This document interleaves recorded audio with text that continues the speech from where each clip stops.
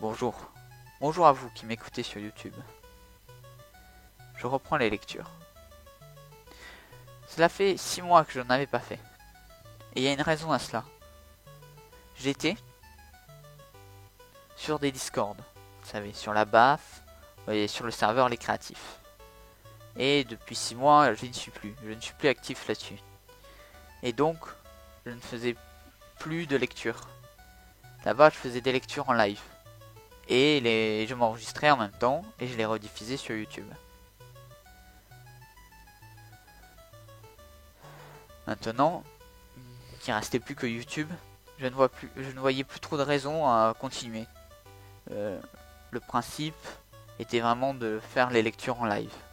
Mais avec tous les messages chaleureux et gentils que j'ai reçus sur YouTube, tous les commentaires que vous avez laissés, vous me demandez la suite, vous m'avez motivé à continuer. Donc je vous remercie et c'est grâce à vous que les lectures continuent. Alors on s'est arrêté au chapitre 4.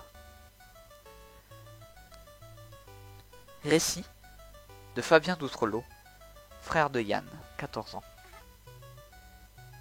Au milieu de la nuit, j'ai senti bouger à côté de moi.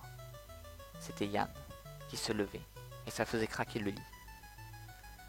C'était pas pour aller faire pipi, puisqu'on n'a pas le droit la nuit.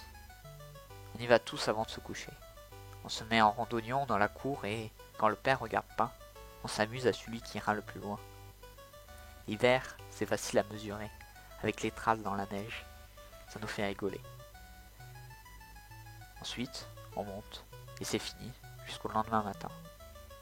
Mon Yann qui se lève, donc, je lui demande où il va. Il me dit que les parents se disputent en bas, qu'il va écouter et qu'il revient tout de suite.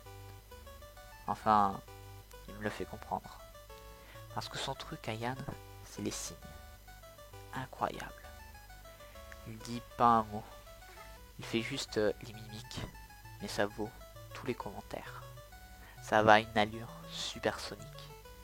Si on essaie de l'imiter, ça dure des heures et c'est de la bouillie. Avec lui, c'est rapide et clair, comme de l'eau de roche. Il bouge presque pas. Juste à peine le visage et un peu les doigts. Longtemps, j'ai cru qu'on était les seuls à pouvoir piger. Je veux dire, Rémi et moi, ses frères aînés. Parce qu'on a l'habitude et qu'ils nous aiment bien. Et c'est pas vrai. Ça marche avec n'importe qui.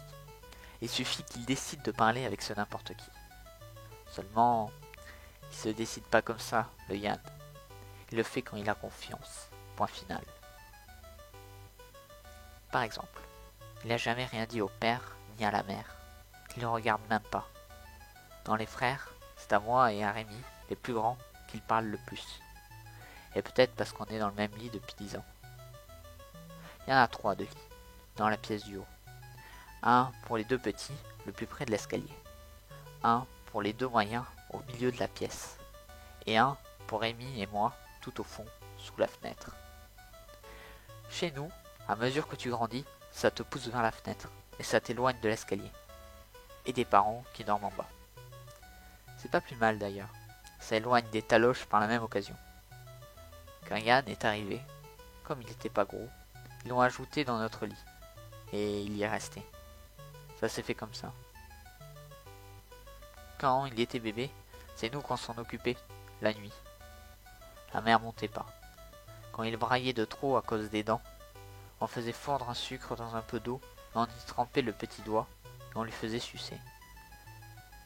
Les parents l'ont pris en grippe. On sait pas pourquoi. Peut-être parce qu'il est pas pareil, peut-être. Ou bien parce qu'il travaille pas et qu'il mange quand même. Il pousse. Un morceau de pain et une demi-pomme de terre et il est plein à ras-bord, le Yann.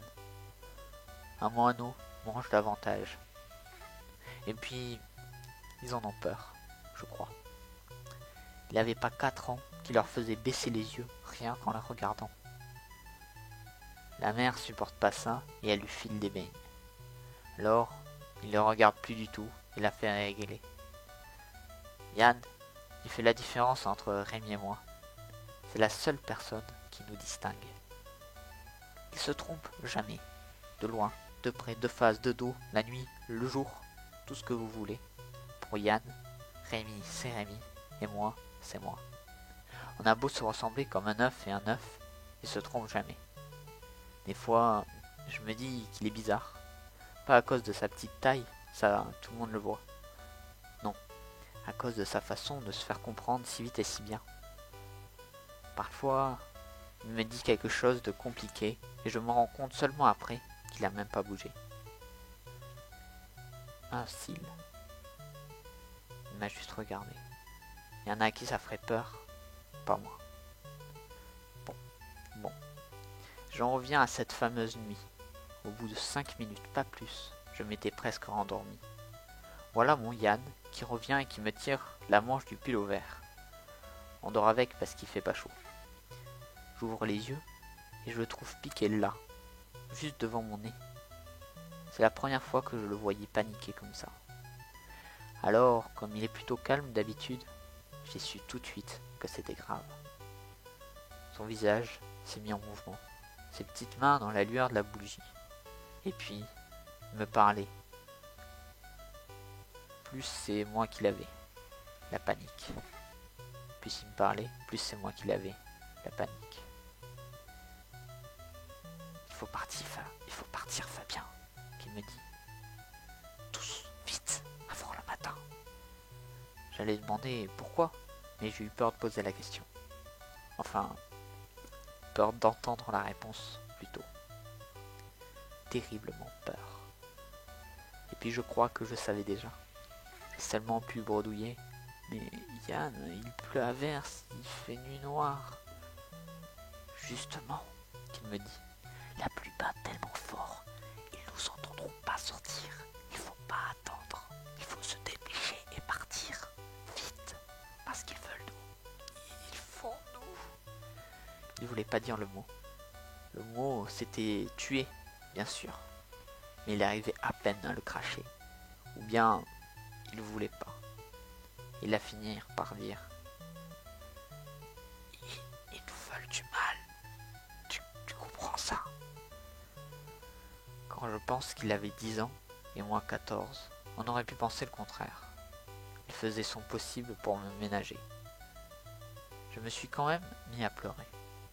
L'idée de fuir dans la nuit noire et sous la pluie battante avec mes frères me semblait trop terrible. Alors, Yann, il a fait quelque chose de très doux et de très tendre. Il m'a caressé la tête et les joues avec ses 2 menottes. Ne crains rien, ça voulait dire. Je m'occuperai de vous tous, ne perds pas courage. Je me suis levé, je me suis habillé et tous les deux, on est allés réveiller nos frères. On passait de l'un à l'autre.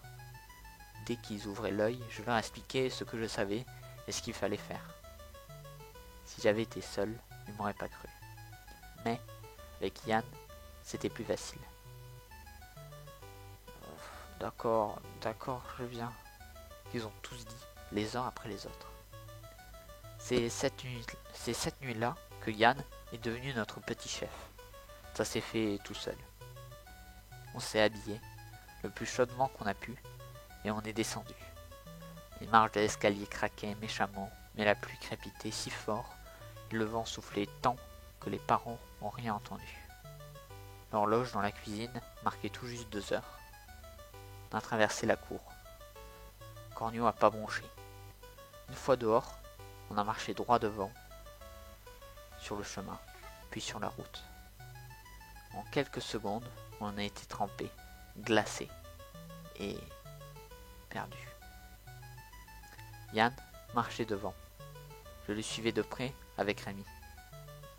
Nos frères venaient derrière, se tenant par la main. Les 2 petits pleurnichaient. Voilà, fin du chapitre 4. On se retrouve, je vais essayer la semaine prochaine pour lire le chapitre 5. Je ne promets rien, mais voilà.